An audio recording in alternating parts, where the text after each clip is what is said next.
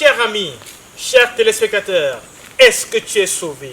Est-ce que tu as fait la rencontre transformatrice avec le Seigneur Jésus-Christ? Cette transformation, cette conversion, cette nouvelle naissance n'est pas l'apanage d'une religion, d'une philosophie ou encore d'une expérience surnaturelle.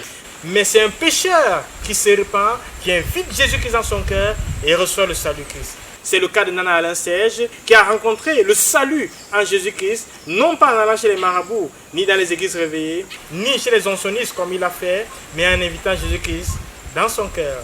Écoutons plutôt son histoire.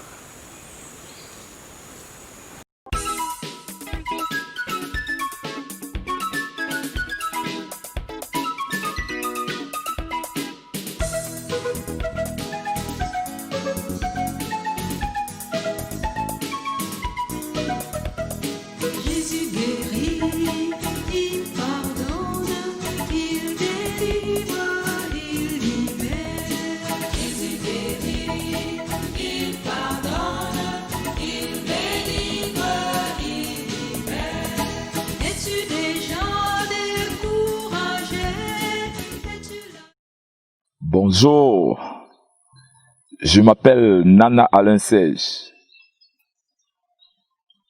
Je suis né dans la chair le 26 juillet 1976 et dans l'esprit le 6 janvier 2019. J'ai cru au Seigneur par le canal de la radio RTVC et avant c'était la RVC. Aujourd'hui, c'est la RTVC. C'est par ce canal que j'ai cru au Seigneur Jésus-Christ. Je voudrais vraiment partager ici ma vie avant de rencontrer le Seigneur Jésus-Christ. J'étais un homme vivant dans le désordre. Et déjà, je suis le premier fils à ma mère. Je suis le premier fils à mes parents. Je vivais tellement mal. Je buvais des alcools.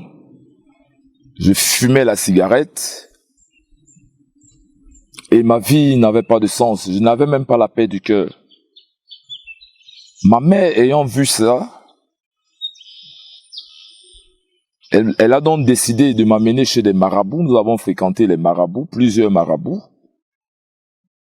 Et il n'y avait toujours aucun changement dans ma vie. C'est ainsi que elle a commencé maintenant à visiter les églises de réveil. Nous y étions, j'ai fait beaucoup d'églises de réveil.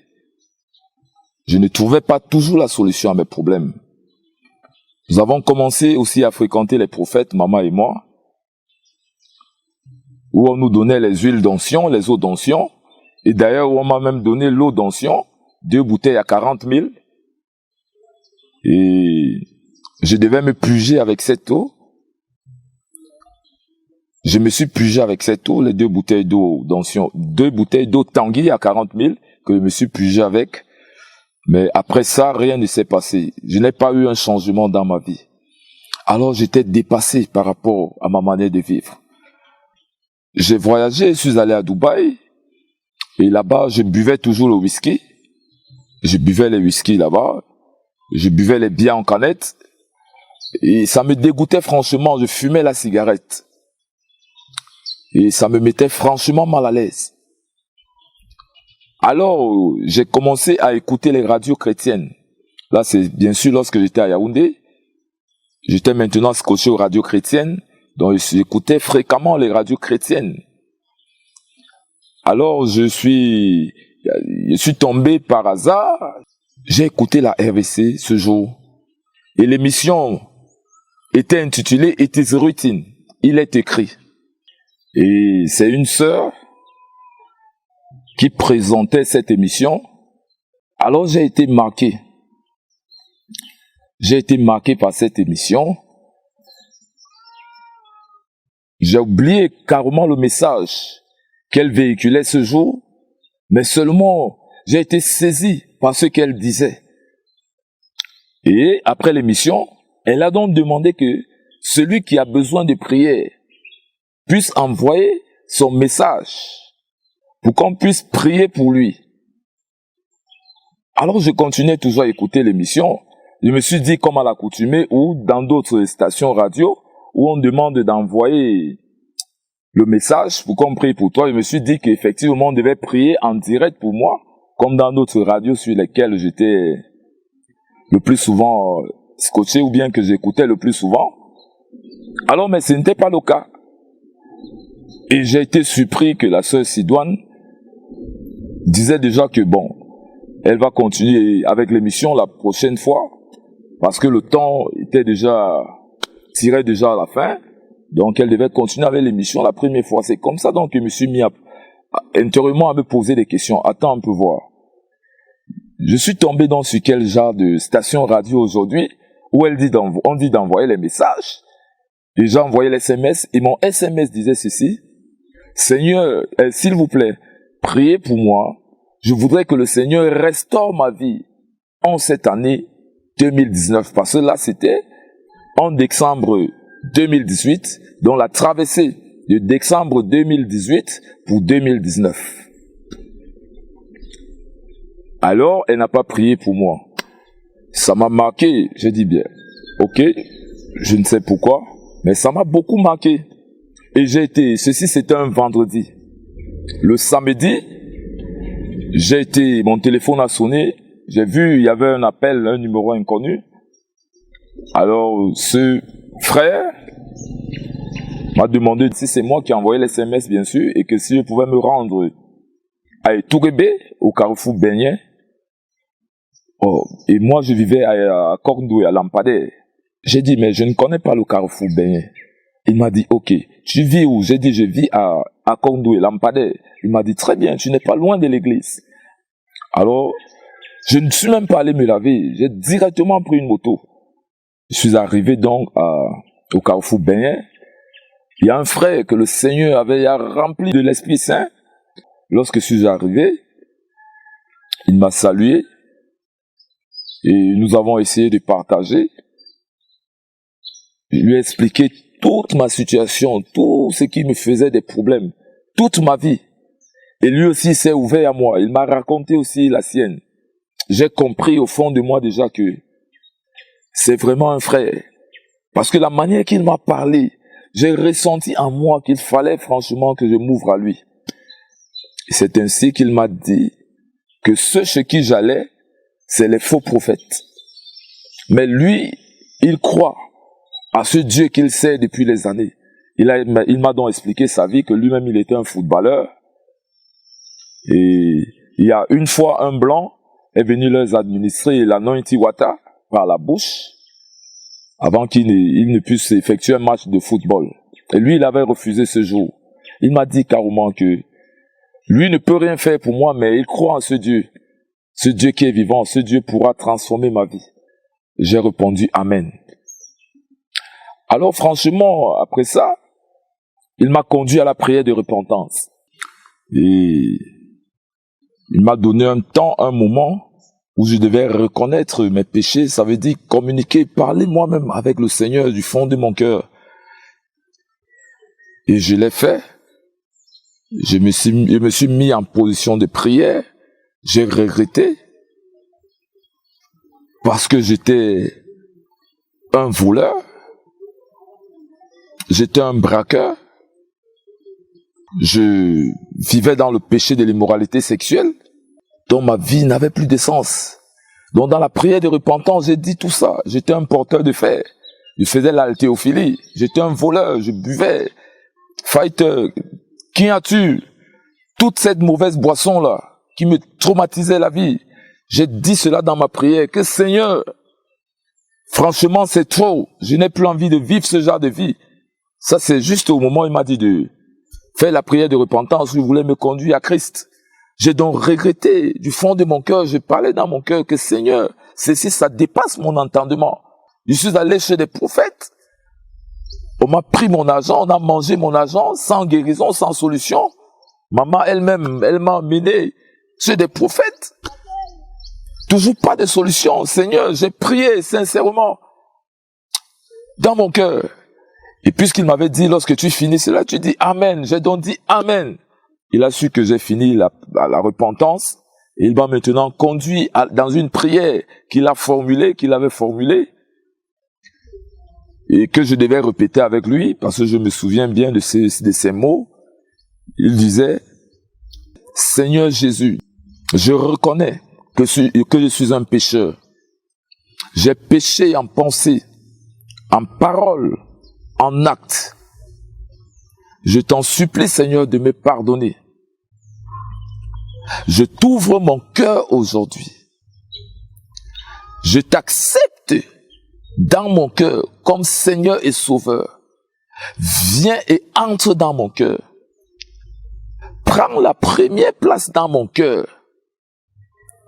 Seigneur, s'il te plaît, lave-moi avec ton précieux sang. Purifie mon cœur avec ton précieux sang. Et fais de moi ton enfant. Seigneur, je m'engage aujourd'hui même à faire ta volonté. Au nom de Jésus-Christ. Amen. C'est ainsi donc qu'il m'avait conduit à faire cette prière qu'il a formulée. Et après cette prière, je suis rentré chez moi parce que j'ai quitté des Tourébé à Cognoué, oui bien sûr, à Cognoué Lampadaire, pour le carrefour Beignet où est située la maison de la radio. Et je devais revenir encore parce que de temps en temps, il fallait que je vienne, il avait des rendez-vous qu'il me donnait, qu'il fallait que je vienne, qu'on travaille spirituellement. Il m'a donc dit, comme je rentrais ce jour, il fallait que j'aille écrire tous mes péchés, tous les péchés que j'ai commis, tous les péchés, dans un cahier, et que je devais revenir avec ce cahier pour que nous puissions prier ensemble. Il m'a fait lire dans Jacques, où il est écrit, confessez vos péchés les uns aux autres. La prière fervente du juste a une grande efficace. Il m'a fait lire ce passage, il m'a exhorté sur ce passage. Et le jour où je suis venu donc avec mon cahier de péché, il a prié avec moi, point par point, que ce soit le péché de fornication, que ce soit le péché d'adultère, que ce soit le péché de vol, tous les péchés en un mot.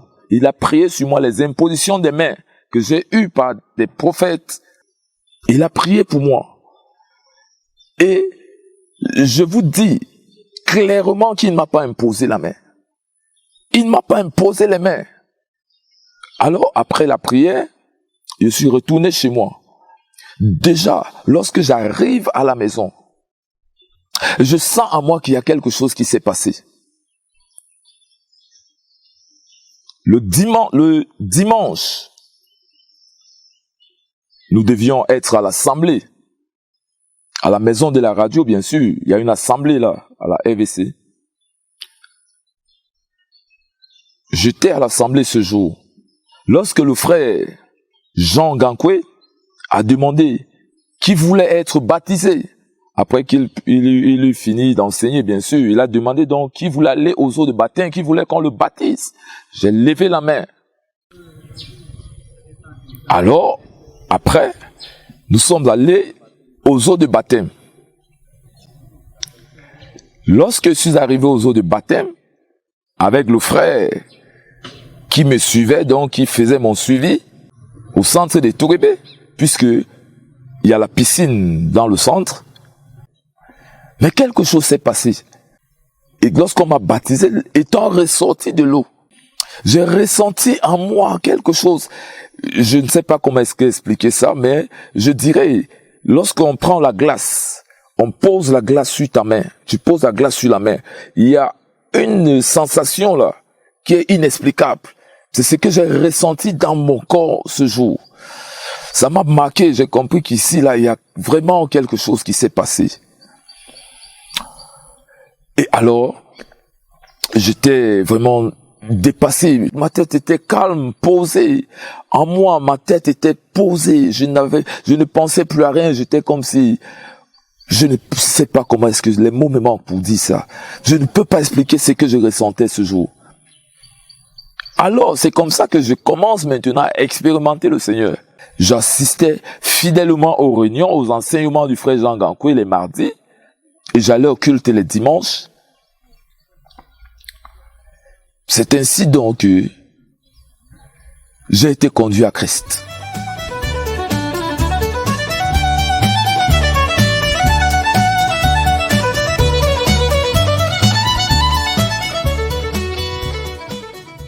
Je voudrais dire ici comment j'ai expérimenté le Seigneur dans ma vie. J'avais un mal atroce ici à ce niveau de l'abdomen là, ici. Il y avait une boule comme un ballon ici à ce niveau. Et ceci s'est passé juste après les travaux, juste après la convention. Cette boule me faisait excessivement mal. Au point où même lorsque je buvais l'eau, ça faisait des pincements dedans, des pincements comme si on pinçait là. Ça me mettait très mal à l'aise. Je suis donc allé voir un médecin. Ce médecin m'a dit que c'est la hernie. Il fallait que je sois opéré. J'ai dit, oh, attends un peu. Dans le monde, je n'ai pas eu la hernie. Dans le Seigneur, je viens avoir la hernie. J'ai commencé à me justifier dans la tête. Beaucoup de pensées, beaucoup de troubles. Parce que je sais que quand tu as la hernie, on doit t'opérer. Donc ça me rendait, ça me dépassait. Je suis donc allé à l'hôpital pour la consultation, bien sûr.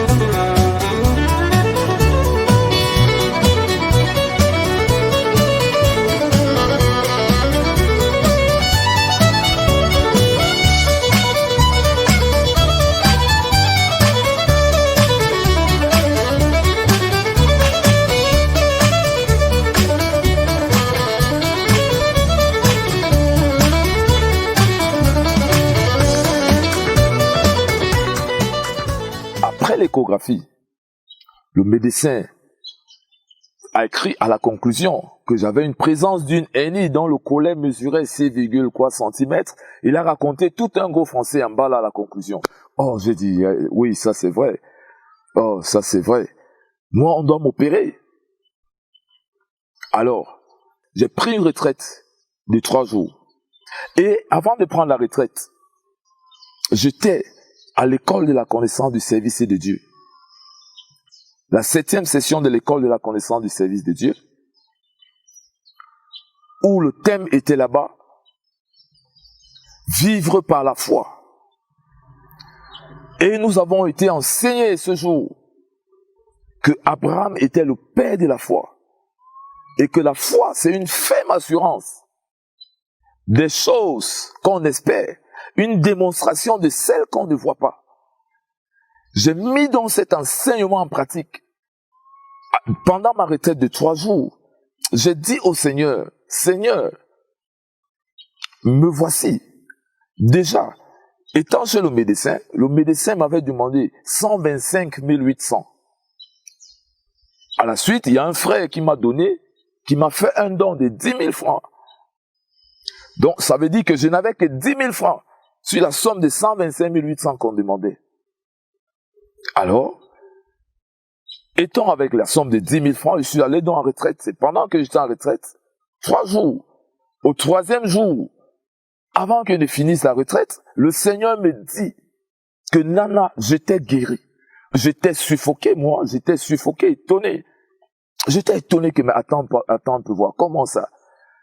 Tu m'as guéri? Il me dit oui. Franchement, j'étais vraiment ébahi. J'ai dit, mais Seigneur, tu dis, tu m'as guéri. J'ai l'échographie là. Voici le premier échographie qui atteste que présence d'hernie dont le collet mesure 4,9 cm, que vous allez d'ailleurs voir. Oui, effectivement, voici la première échographie.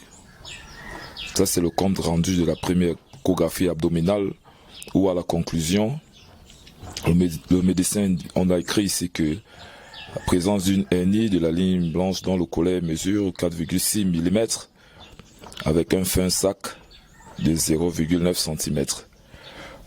Et voilà tout ce qu'ils ont dit après la conclusion. Donc, et c'est vrai que j'avais vraiment cette hernie puisque l'échographie a prouvé cela. Alors, le Seigneur me dit, il m'a guéri. J'ai dit, mais Seigneur, tu m'as guéri, j'irai encore faire l'échographie pour que je sois vraiment sûr et que je puisse témoigner pour la gloire de ton nom. Amen.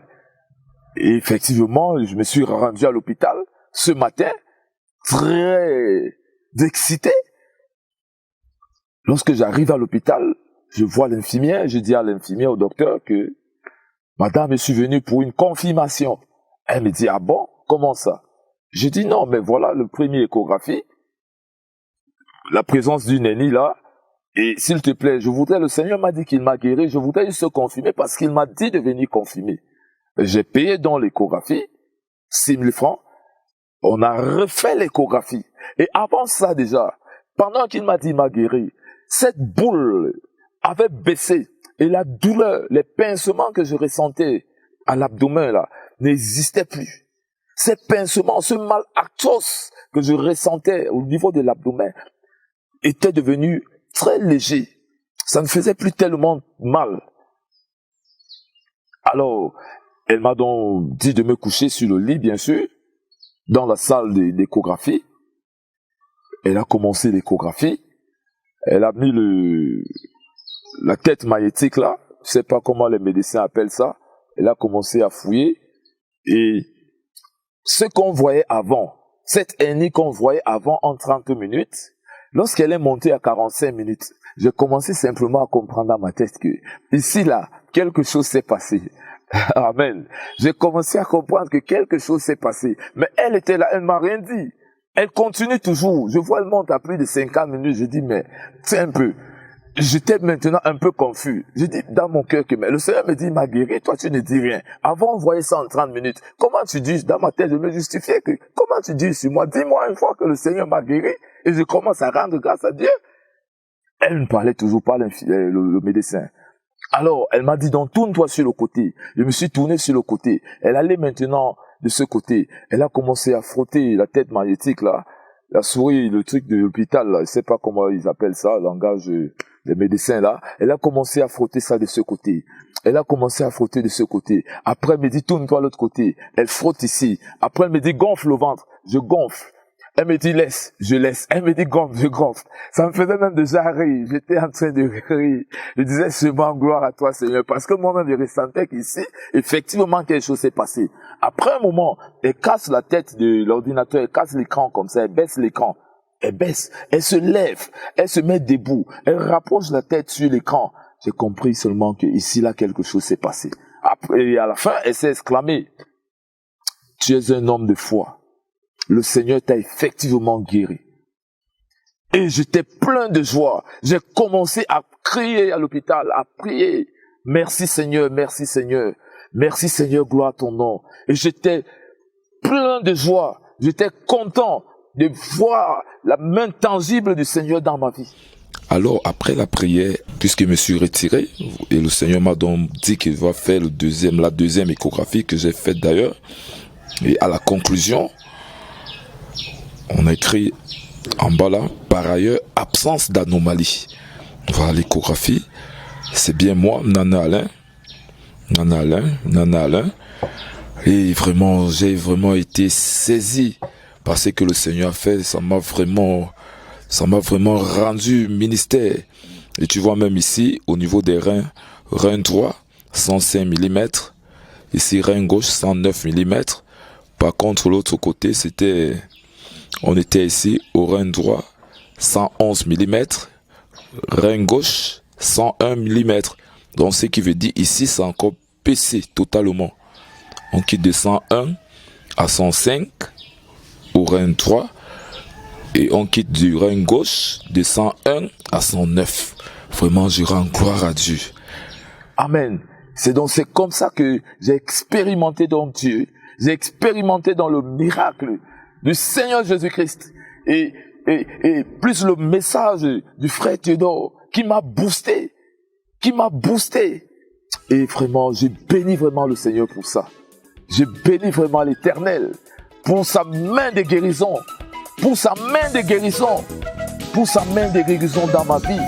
Je bénis vraiment l'Éternel pour ça. Amen. Jésus guérit, il pardonne, il délivre, il libère. Jésus guérit, il pardonne, il délivre.